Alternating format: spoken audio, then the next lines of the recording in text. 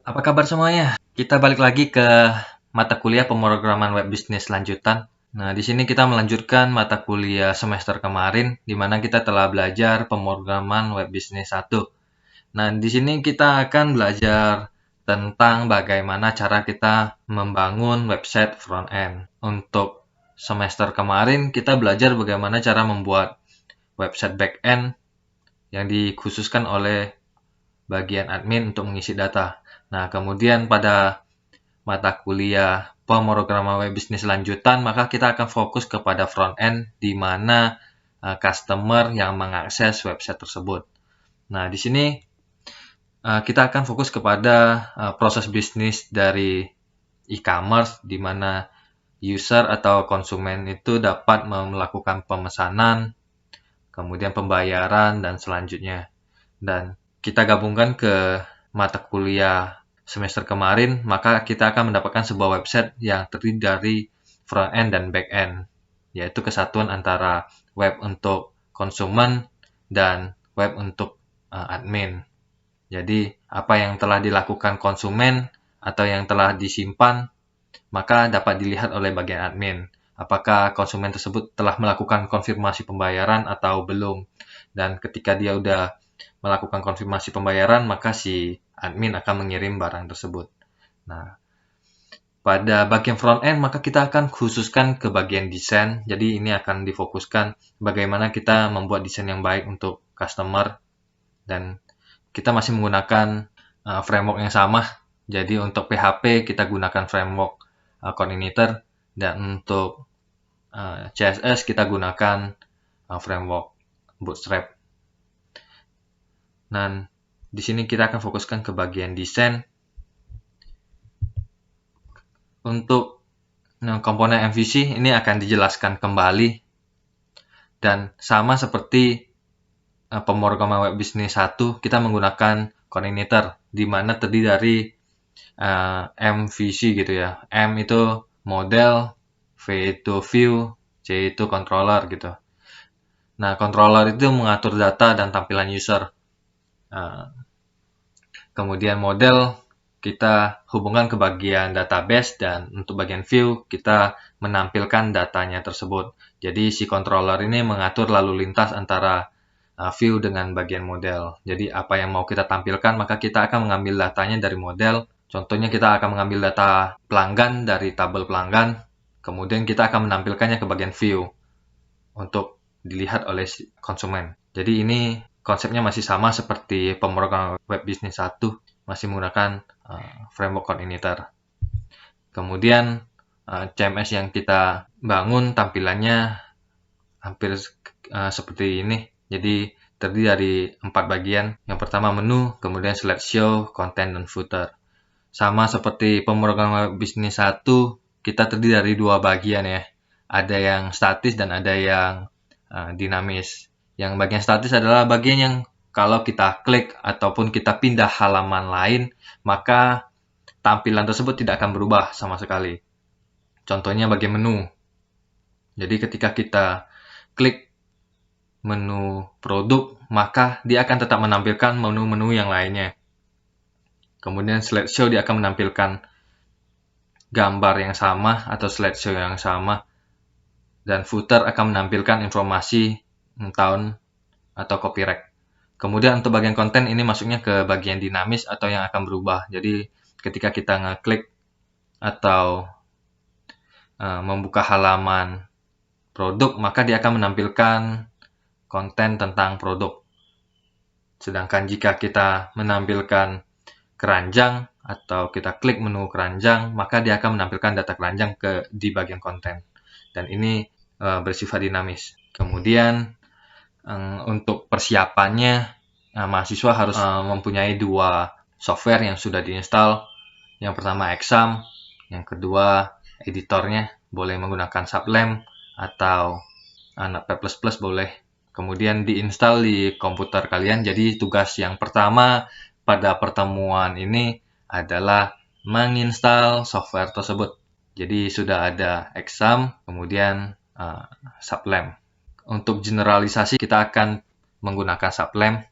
Jadi kita langkahi tahap penginstalan software, karena pada semester yang lalu kita telah melakukan penginstalan di semua laptop gitu ya.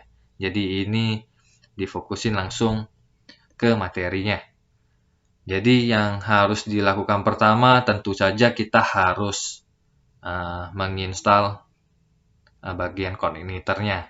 Jadi yang paling basic adalah framework coordinator.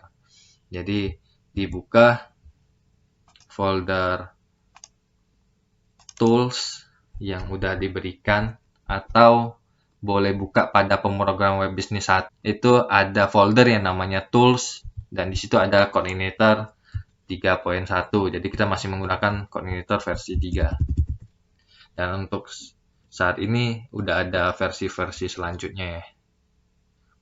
Versi 4. Nah, kita copy. Kemudian buka exam kalian. Dijalankan Apache dan MySQL-nya. Dan di bagian htdocs kita pastekan. Nah, pada semester yang lalu kita telah membuat website untuk bagian backend atau untuk bagian admin. Dan pada semester yang ini kita akan membuat website untuk bagian yang front end-nya atau untuk bagian konsumen. Dan kita akan rename website yang telah kita buat pada semester yang kemarin dengan nama admin. Seperti ini. Jika telah selesai, kemudian kita akan ekstrak coordinatornya kita. Kita ekstrak here. Kita tunggu selesai, kemudian kita lakukan rename menjadi e-commerce. Nah, seperti ini. Jadi website pada semester yang lalu kita kasih namanya admin. Kemudian untuk yang sekarang kita kasihnya nama e-commerce. Kenapa demikian? Dikarenakan yang akan mengakses e-commerce tersebut adalah konsumen. Sedangkan admin akan diakses oleh bagian administrator gitu ya. Jadi kita cut saja bagian admin, kita cut. Kemudian kita masukin ke dalam e-commerce sebagai satu kesatuan. Jadi e-commerce-nya ini menampilkan untuk konsumen, folder admin untuk menampilkan data untuk administrator atau pemiliknya. Nah, kemudian kita lanjut ke materi. Jadi yang pertama yang harus kalian lakukan adalah menginstal software Sublime dengan exam. Tahap yang kedua adalah memindahkan coordinator ke htdocs-nya kalian. Kemudian kita gabungkan dengan website yang telah kita bangun pada semester yang lalu, dan kita kasih namanya admin. Nah, selanjutnya proses instalasi coordinator. Jadi ketika kita sudah memindahkan datanya ke htdocs, ini artinya kita telah mempunyai sebuah website, dan langkah selanjutnya adalah kita harus konfigurasi seperti itu ya. Nah, tahap selanjutnya kita buka Sublime-nya kita. Sublime.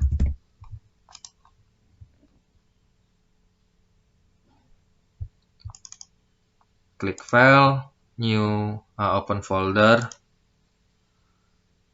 Kemudian kita buka examnya. Kita buka folder htdocs. Dan kita klik e-commerce-nya. Kemudian klik button select folder. Nah, seperti ini tampilannya. Jadi di sini adalah bagian admin yang sudah kita buat semester kemarin, dan ini adalah yang akan kita lakukan di semester ini. Nah, tahap yang pertama yang harus kita lakukan adalah konfigurasi. Jadi kita buka application, buka folder config, dan klik di file yang namanya config.php. Jadi kita lakukan konfigurasi di file namanya config.php. Nah, yang harus dilakukan pertama adalah menambahkan base URL. Jadi fungsi base URL ini adalah kita bisa memanggil array base URL di seluruh projectnya kita, di mana isinya adalah http localhost /e-commerce atau lokasi dari websitenya kita. Jadi kalau kita telah melakukan hosting dan sewa domain, maka ini adalah alamat domainnya. Seperti itu. Dan untuk perkuliahan ini kita menggunakan web server lokal, kita menggunakan exam, di mana kita harus menulisnya localhost /nama foldernya. Nah, ketika kita sudah selesai menambahkan base URL, maka selanjutnya adalah menghapus bagian index. Jadi di line 38 itu ada index specs, di mana isi array-nya ini adalah index.php. Ini dihapus saja. Kemudian kita simpan. Ketika kita sudah selesai, jadi ada dua yang harus kita ubah, line 26 dan line 38. Selanjutnya adalah klik bagian database. Jadi kita konfigurasi database-nya, username-nya secara default itu root, password-nya kosong, database-nya sesuai dengan database kita di semester yang lalu. Kita memberikan nama e-commerce.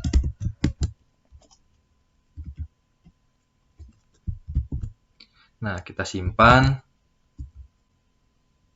Nah, kita kembali lagi ke materinya. Jadi di sini udah dijelaskan, jika kalian kurang teliti, kalian boleh kopas dari materi ini. Asalkan kopasnya jangan sampai salah, karena di sini ada petik. Nah, kemudian index specs kita hanya menghapus saja, jadi nggak akan salah. Jadi yang harus kita lakukan adalah mencoba mengakses halaman tersebut. Kita buka browser kita tulis localhost /e-commerce. Nah, seperti ini tampilannya, masih kosong tetapi sudah melakukan konfigurasi terhadap framework coordinator. Dan sampai tahap ini berarti kita sudah berjalan dengan baik. Tahap selanjutnya adalah membuat database e-commerce seperti yang telah kita lakukan pada semester yang lalu. Jika kalian masih memiliki database tersebut, maka tidak harus membuat lagi. Jadi kita skip slide ini. Tapi bagi kalian yang tidak memiliki database tersebut, hanya ada dua pilihan. Yang pertama adalah meminta dan mengimport ke PHPMyAdmin kalian. Cara yang kedua adalah melakukan buat baru. Caranya buka website PHPMyAdmin-nya.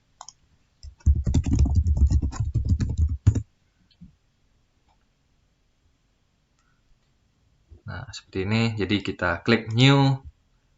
Kemudian kita buat database baru namanya e-commerce. Seperti itu ya. Kita create. Kemudian di sini kita akan membuat tabel yang namanya sesuai dengan slide ini. Pertama kita buat tabel namanya pelanggan. Pelanggan dengan atribut jumlahnya 7. Jadi pelanggan atributnya atau kolomnya itu ada 7. Kita go. Nah, kita ikutin saja tipe data dan panjangnya dari slide ini. Kode KD_pelanggan itu varchar 7. Varchar panjangnya 7. Kemudian di sini ada primary key. kita pasang primary key di index, kita klik primary dan go. Dan selanjutnya kita lakukan penambahan pada nama pelanggan.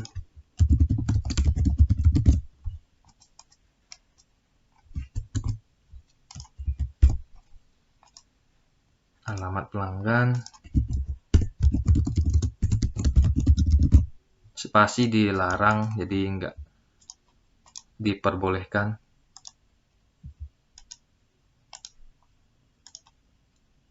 Setelah alamat, kota, telepon.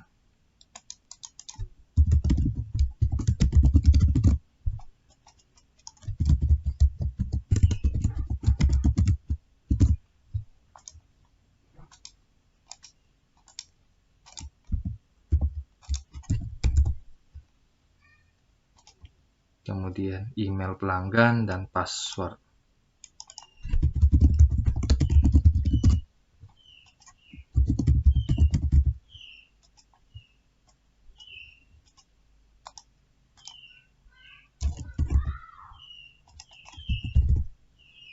Nah, kita klik save. Maka kita telah membuat satu tabel yang namanya pelanggan. Dan yang harus kita lakukan adalah melanjutkan membuat tabel yang lainnya. Jadi dijelaskan di sini. Nah, kita akan melakukan proses analisis proses bisnis. Jadi kita menempatkan diri kita sebagai yang punya proses bisnis tersebut atau si pemilik.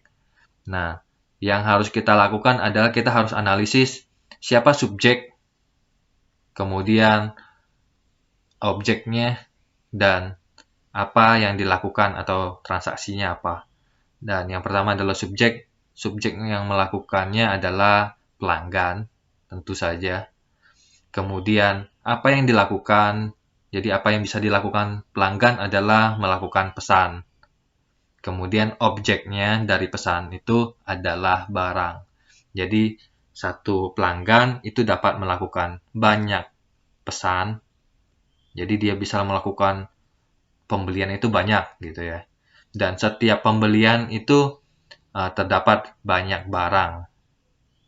Dan satu barang bisa dibeli baik atau setiap barang itu ada banyak pesanan.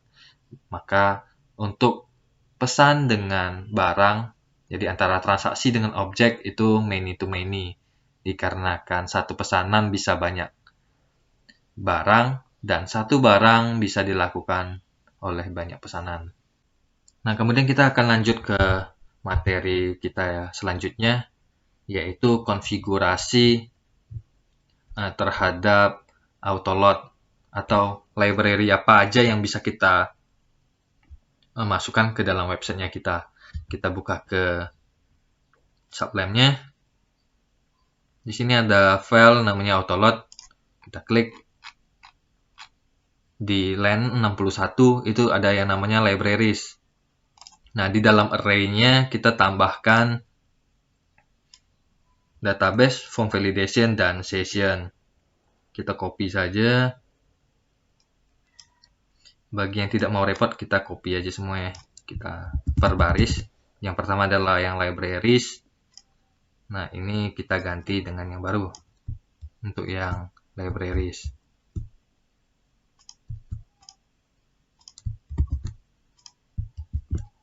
Dan kemudian kita ke line 93 yang helper. Jadi ini kita gantikan dengan yang ada di slide. Kita copy, kita masuk ke Sublime, dan ini kita ganti yang baru. Nah, seperti ini kita simpan, maka websitenya kita sudah selesai dalam melakukan konfigurasi. Dan tahap selanjutnya adalah htaccess. Jadi htaccess ini fungsinya adalah meringkaskan. Jadi untuk kasus yang ini kita akan meringkaskan URL-nya kita. Jadi kalau kita tidak menggunakan htaccess, maka dia akan semakin panjang. Dan untuk mengatasi hal ini, kita akan kopas dari materi yang telah saya berikan. Jadi buka folder tools pada web business 1 itu saya udah menyertakan .htaccess. Jadi kalau yang tadi kita menggunakan rar yang coordinator, sekarang kita gunakan yang htaccess. Nah, kita buka examnya kita, buka htdocs, kemudian e-commerce, dan kita pasteinnya di sini. Nah, sampai di sini kita telah selesai pertemuan yang pertama, yaitu bagaimana kita melakukan konfigurasi awal. Jadi tahap yang pertama ini kita hanya melakukan pengenalan dan konfigurasi dasar. Dan jika ada pertanyaan, maka kita lanjutkan di bagian grup atau di classroom. Sampai jumpa lagi.